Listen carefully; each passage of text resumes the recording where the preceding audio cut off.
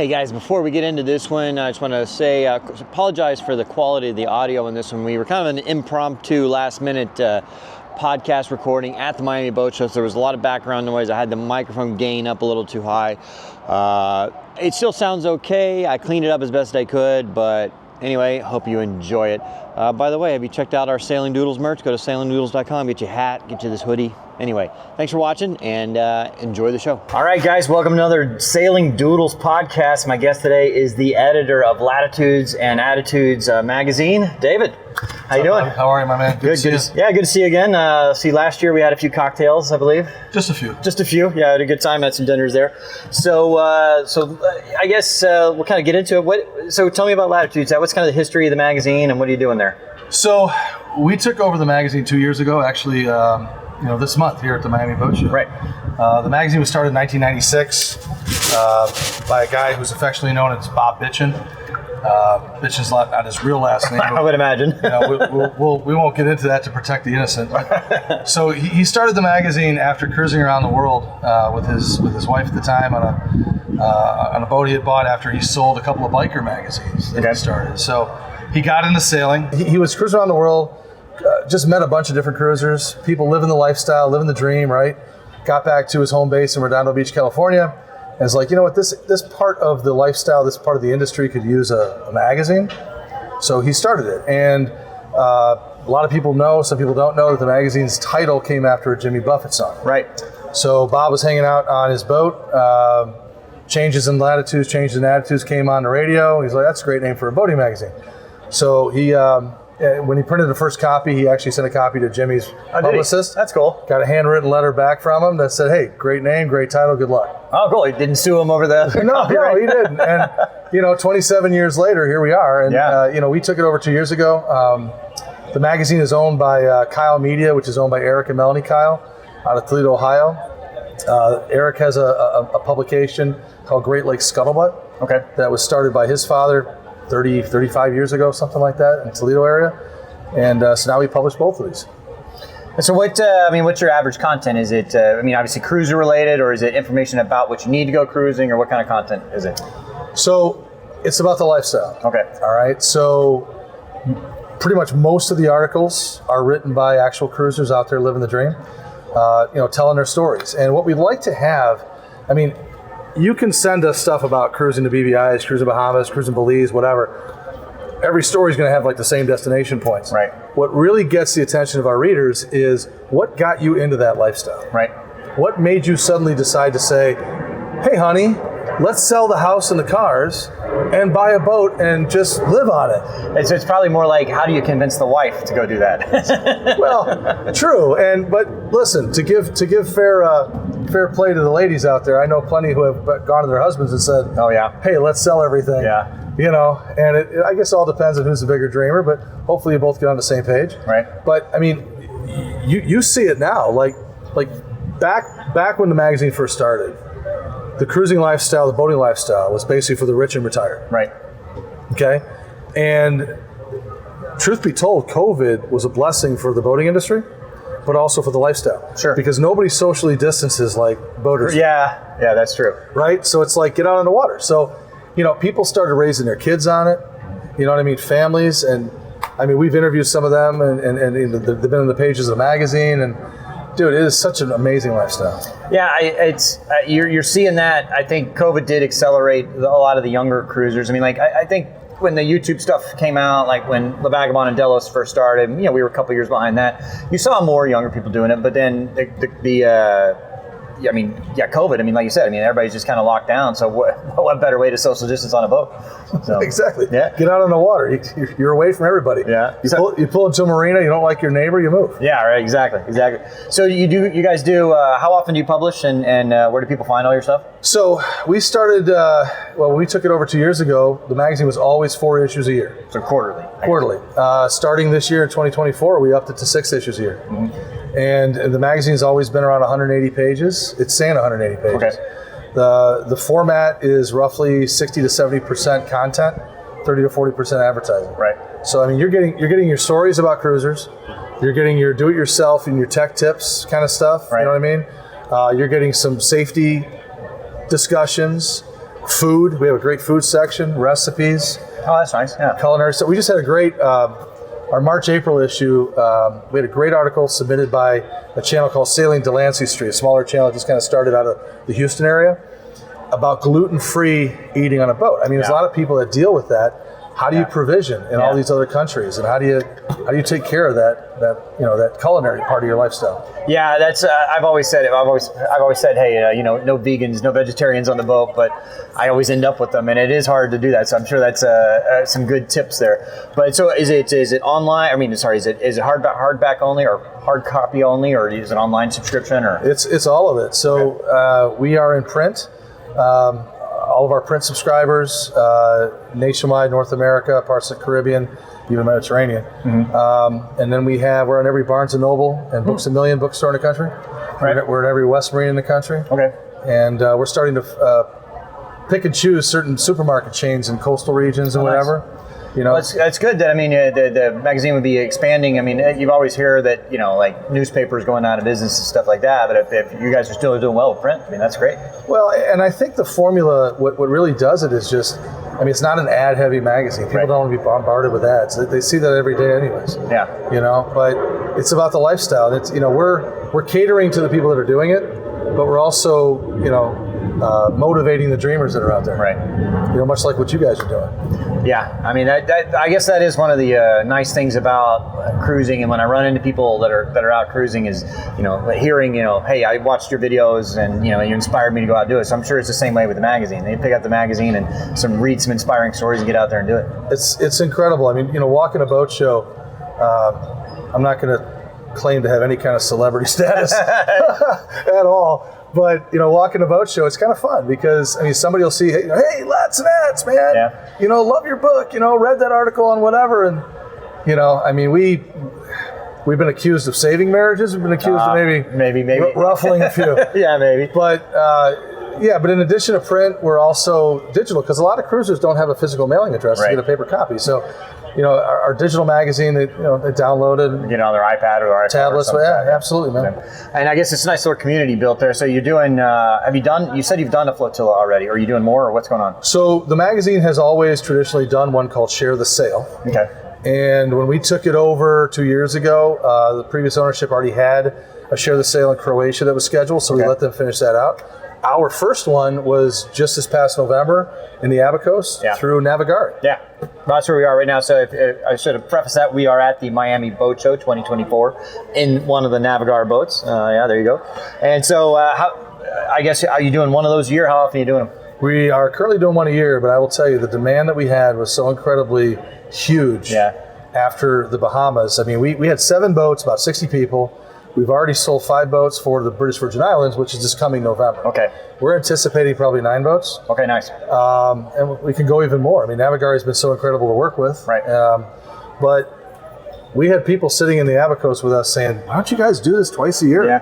This is so much fun. Probably good. Then Melanie, who is Eric's wife, she's like, oh, twice a year, I don't know. But then it's like, hey, yeah, we can work that out. Yeah, it's not too bad. And I will say Navigare, because we do some as well, and Navigare makes it pretty easy from the organizer standpoint. Are you doing it by, do you do the whole, somebody has to charter the whole boat, or are you doing it by the cabin, or how does that work? We sell it off by the cabin. Okay. And again, we call it Share the Sail. So like if you have been sailing, been chartering, whatever, and you want to come on a boat, you want to, meet up with other people that maybe haven't sailed a lot or chartered a lot, you can share that sailing experience together, and you can learn from other sailors.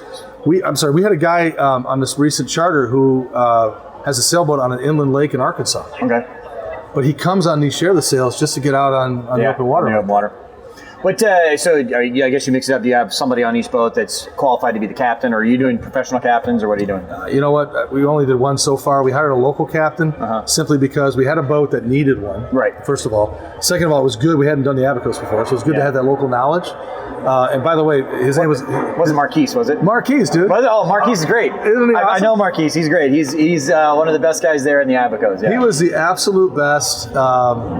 He was providing fresh lobsters to our guests. He went above and beyond just the standard, local captain experience. Oh, absolutely. But we have enough people that sign up for these that are qualified in their own right to do them. when we do the BBIs, our goal right now is not to have a local captain. But a lot of us have done that before, that island group, so we know where to go. Yeah. But I don't know. Let's take it as it comes. So I know you guys did our feature on us. I guess it was 2019 or it had to have been.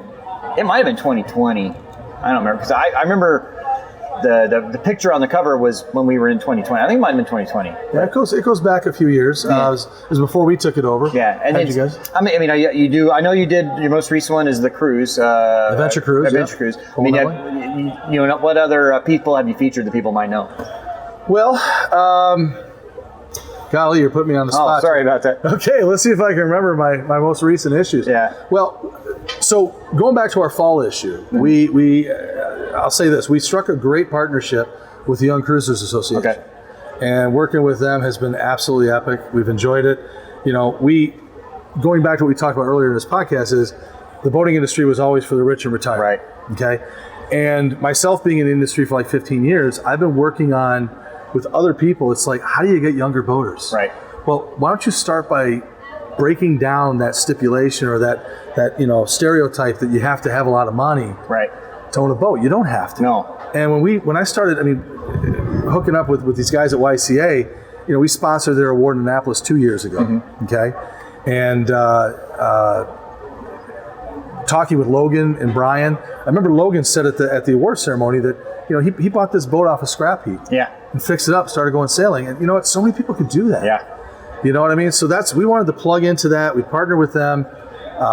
Coming out of that show, we ended up with Lauren Landers on the cover. Okay, yeah. Phenomenal, epic photo. Oh, yeah. She won Photo of the Year. We approached her for it. We sponsored the best YouTube channel at that show 2 years ago, which was won by Colin. Yeah, Parlay. With Parlay. So we put them on the cover 2 years ago or last year for this show. Mm-hmm. So we were walking around with them last year. It was a great time. Yeah. But then we put Lauren on the cover, and this year we sponsored the Photo of the Year at the Cruisers Awards. And so that was our winter issue. Mm-hmm. And then the cruise. Yeah. The cruise were one of the runners up for it. Yeah. Put them on spring issue. Yeah, they're great. I've met them a time or two cruising around the Bahamas. So. But we've had we've had Sailing Catalpa, wrote a fantastic article on raising teenagers on a boat. Oh, that's gonna be tough. Oh, that was one of our issues. We had we're not just sailing. We also had some power cruisers and trawlers. We had a great one called Mermaid Monster. They're fantastic. Yeah, they're great too. And Mom with a Map, she's great. You know what I mean? Her and her husband are great. And so it's just. So is it just? Because you mentioned Mermaid Monster. I know I think they're in a Nordhaven. Yep. So is it mostly leans towards sail, but it kind of will get into the power stuff too, or? The magazine has traditionally leaned in the sailing direction, right. Probably like 90-10, 80-20. Okay. We really are trying to push that a different direction because a lot of people want the lifestyle. Right. They just don't want the sailing part of it. Well, one of the fastest growing segments of boating, at least in cruising, is the power cats and smaller power boats like that. 100%. And they're out there right now. Because a lot of people, I guess you can get a lot of information, about how to sail probably, or tips and tricks and all that from the magazine, but a lot of people just don't want to have to, it's really not hard to sail, but a lot of people they maybe conceptually think it's hard to sail and they don't want to have to deal with it, and the power stuff just makes it a lot easier for them to get into. So now, on your magazine, so say you subscribe, can you look up back articles online or something like that? 100%. If you're a paid subscriber, if you're not a paid subscriber, you can go to our website and view the most recent last issue for free. If you're a paid subscriber, you get the new issue, obviously, but you can go into our archives and look at anything. Okay. Even your issue. Oh yeah, hey, look it up then. Become a subscriber in ours. I should have looked. I've got several copies of that magazine at home somewhere, or my mom keeps them. I'm sure your mom has a frame somewhere. Yeah. So if not, we'll send her a signed copy. Yeah, it was a cool picture on that old CT56. Yeah, we should do that. Yeah, I'll sign a copy for my mom. There you go. Absolutely. But that's cool. Yeah. So that's is it searchable? I guess you can just latsats.com. Okay. LATSATTS. Latsats.com. Latsats.com. That sounds almost a little dirty. I don't know. Well, we try to. Yeah. Try to make things all just to the line. Something like that. Hey, that's what I do with my show too. Just to the line, you can't go over. We've been known to cross a few lines from time to time, but it is what it is. But it is really. Listen, this industry is fantastic, but the cruising lifestyle is such a sense of community, and you know this. When you go places and you run into fellow cruisers and whatever, it's like just everybody's out to help each other. And I will say, I mean, that's the biggest thing. I mean, a lot of people get in Facebook groups for tips and tricks and stuff like that. And I was a part of those a little bit, but I actually left all the Facebook sailing groups because people on there just were, I mean, horrendously mean and all that. Whereas you get actually out there cruising, and the people that are actually out there cruising, look at your shirt off your back. I mean, like, oh, you're having a problem, let me come over and I'll fix it for you. Absolutely. And that's I think that's part of what maybe sometimes turns people off. To getting into some of this stuff is like, maybe they feel like they're not good enough because, I haven't been sailing since I was 5 or something. But you know what? It's like we as an industry, and I speak just from the business side of it, we need to open up our arms and welcome everybody into this. It's an all-inclusive club. Come on in. Well, I think you're seeing a shift in the industry overall, I think a little bit. It used to, it was kind of snooty and old school and all that, but you're seeing a lot more of the, especially the newer brands and the more boutique brands, kind of like embracing kind of the other side of sailing. You don't have to be rich and snobby to go sailing. No, you don't have to be. And with charters and with a lot of the boat share programs that are out there now, you can experience it and not have to sell your kidney or something like that. Well, hopefully, find one of those on the black market, but I'm sure you can find it on Marketplace. All right, so tell everybody. So it's latsats.com. Latsats.com. Latsats, not and. LATSATTS.com. Okay, all right. That's it. I mean, check it out, and become a subscriber. And then when's the Flotilla? Flotilla is the beginning of November. And you still have a couple boats left. Oh, we got a few boats left on that. You can check that out. Share the sales, a link on our site. We talked about the fall boat show. Yep. Annapolis, Maryland. I mean, you're going to have your boat there. Yeah, my boat will be there, and we'll see you guys there and get some pictures of it and all that. And I think we're talking about doing something on the magazine. There might be a little something on you in the fall issue of the magazine. So. All right. Time to subscribe is now. Time to subscribe. So, all right, hey, thanks for coming out. Thanks for taking your time away from your boat show, and appreciate you. I'm looking forward to the next edition. Dude, this was awesome. It was great to see you as always, and have a chance to hang out and chat. All right, thanks, man. See you guys.